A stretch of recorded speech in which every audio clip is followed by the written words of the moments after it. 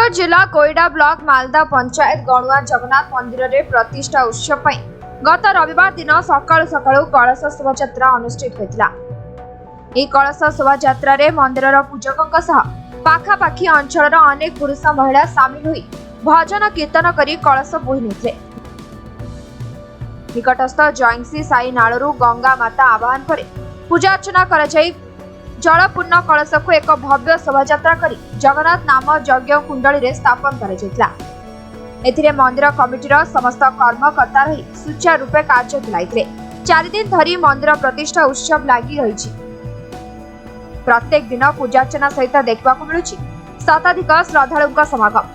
श्रद्धालुंक पई प्रसाद सेवन सहित आज होछि शेष दिन। सुदूर कटक सालेपुर भजन संध्या ग्रुप श्रद्धालुंक मनोरंजन करिवार कार्यक्रम रही। कोईडारू विजयनंद जनाक रिपोर्ट समय लाइव।